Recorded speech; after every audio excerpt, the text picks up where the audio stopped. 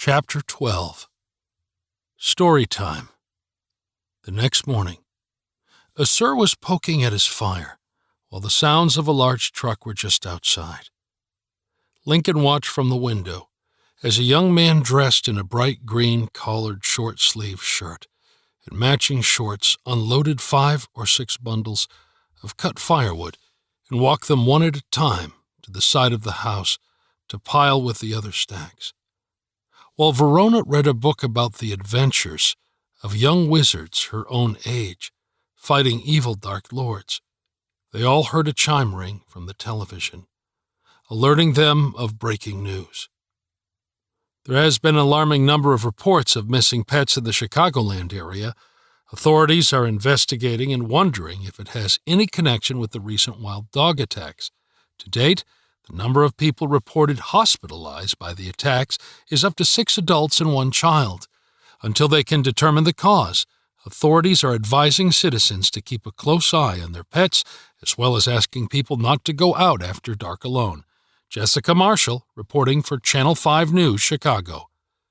Just then, the roaring fire seemed to die down, causing the room to get a little darker. A sir looked at the fire, then at the TV, and then back to the fire. Another 10 minutes of what seemed to be some deep thought. A sir suddenly turned to the children. "Do you want to hear a story? It's one you've never heard before." Verona and Lincoln were due to start their day camp at the YMCA in about 20 minutes, but neither of them really wanted to go to it anyway.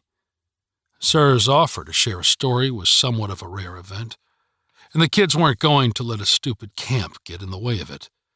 They both hustled over and sat on the floor just to the side of the old armchair.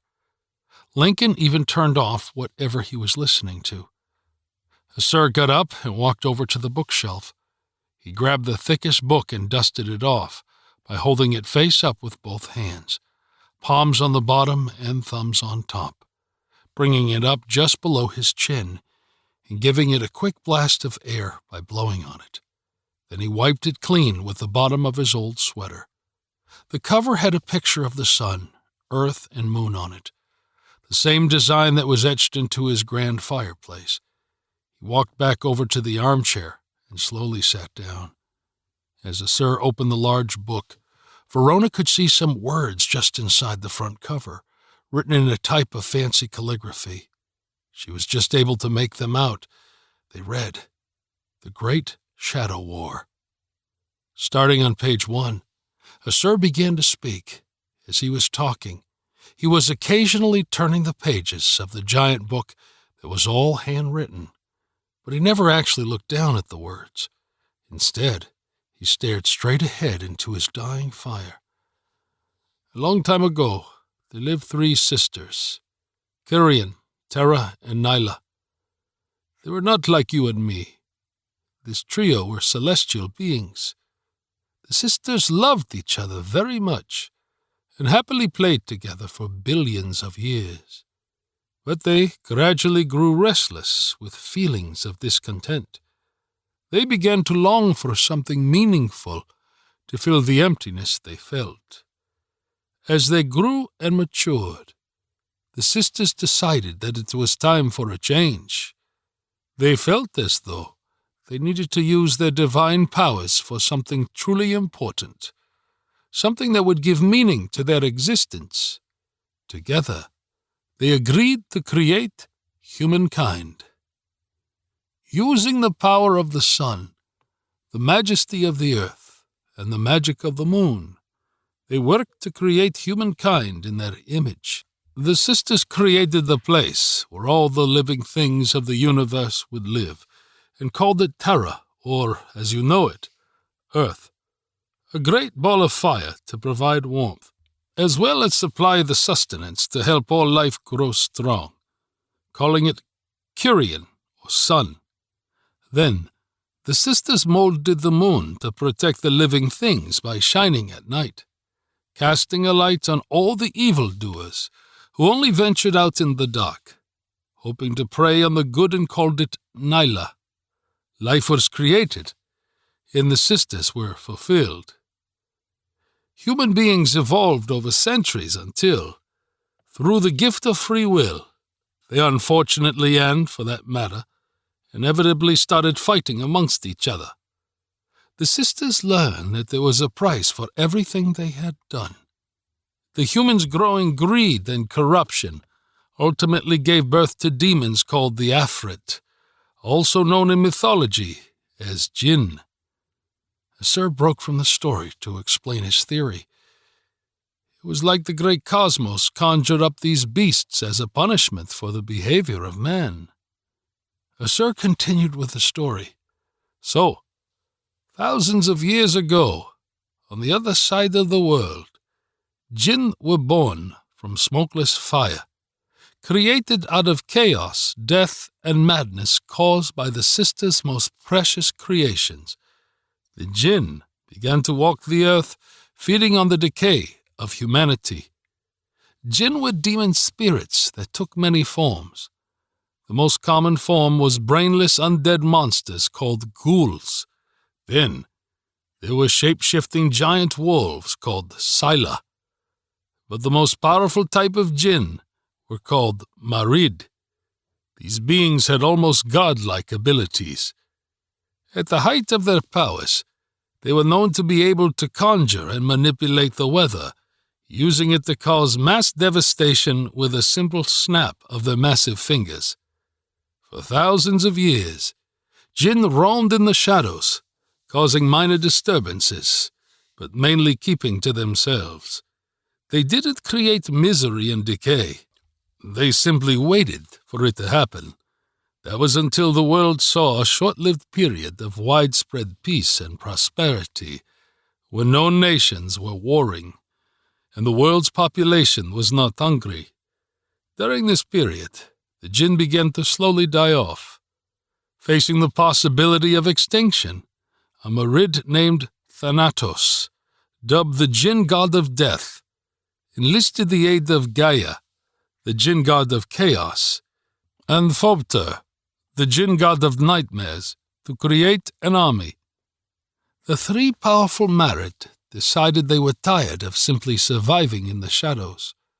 They banded together and vowed to create an army of Jinn with the sole mission of causing a never-ending cycle of corruption and death. Their ultimate goal was global destruction and world domination. The plan was to enslave humankind, ensuring generations of misery and pain for the Jinn to feast on. Ghouls were to be used as simple foot soldiers who could cause mayhem, primarily due to their sheer overwhelming numbers.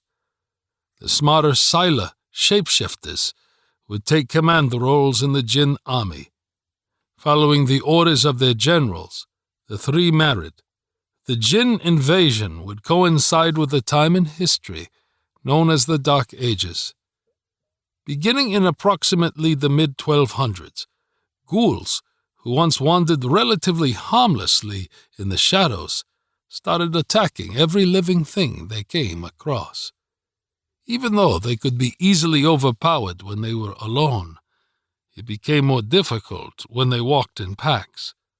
Ghouls caused untold devastation when traveling in herds. Many of the deaths caused by the Jinn were falsely attributed to the conquests of Genghis Khan, or at least partially falsely. The Marid used the Sila, who were much more intelligent and had the ability to shapeshift, as their army's officers and spies, and the Marid themselves used their powers disguised as massive weather events to wipe out entire cities. Towards the middle of the 14th century, the Jinn were becoming such a serious threat, the sisters started to take notice. Deciding they needed to stop the Jinn, Earth, Moon, and Sun attacked them by causing natural disasters and devastation in the form of floods, fires, and storms aimed at the Jinn. But their methods only seemed to strengthen the Jinn army by causing more human misery and suffering for the Jinn army to feed off of. The Jinn occupation grew even more widespread and powerful from the sisters' foolish efforts. Jinn had declared war on mankind, and they were spreading death and despair across the globe. The Jinn were getting so powerful that it was only a matter of time before they devoured the entire planet. The sisters had to think of a new way. They realized that they could not fight destruction and chaos with more destruction and chaos. They decided they needed to fight pure evil with pure goodness. The sisters needed their children to rise up. Each and every man and woman that the sun, earth, and moon created had uniquely awesome powers that, for the most part, had gone unnoticed and undiscovered for thousands of years.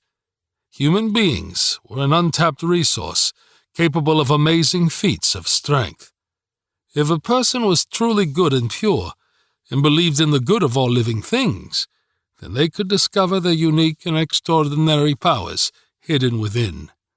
The only problem with the sisters' design was that the only way to unlock these talents was to possess the capacity to be truly pure. This limitation made it almost impossible for adult humans to find their talents. Indeed, the result was that only children seemed to be capable of discovering their gifts. Simply put, adult humans were too jaded. They had seen too much greed and corruption and evil in their lives to overcome it.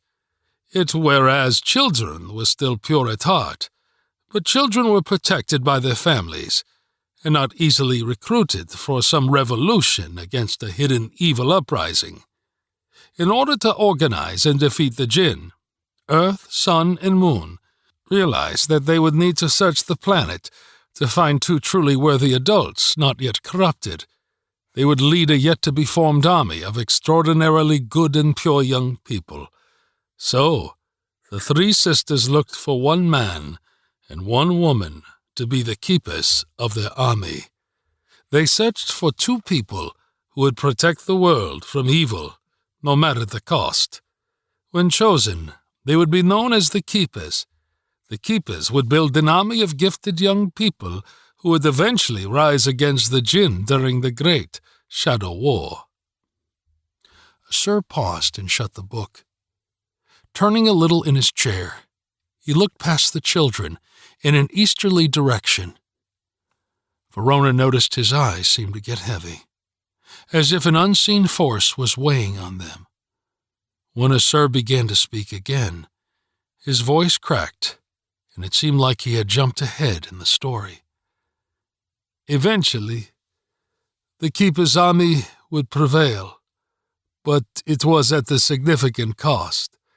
Many brave young soldiers would lose their lives in the war, and the remaining few would make the ultimate sacrifice, ensuring the capture and expulsion of the three married, sending their army of ghouls and Scylla back to the underworld. The two surviving keepers were tasked with the job of preserving the power of the sun, the majesty of the earth, and the magic of the moon, known as the Flame of Life. The Flame of Life is a powerful fire designed to protect the earth. For as long as the flame burns, Jinn cannot return to earth or return to their full strength, but every day the decay of humanity weakens the flame and strengthens the Jinn. So, the threat of their return to earth and their return to power will always remain and is still here, even to this very day. As Asur was talking, Verona diverted her eyes from Asur to his fire. The fire seemed to be dying after each passing minute, until Asur suddenly stopped talking and insisted the children run along to their day camp. As he was saying this, he turned once again to his fireplace and carefully placed another log onto his dying fire. Verona started to protest, but Asur would have none of it. Verona and Lincoln got up. Verona had a million questions swimming around in her head, but instead of opening her mouth, she just grabbed her backpack and ushered Lincoln out the door. The questions would have to wait, at least for now.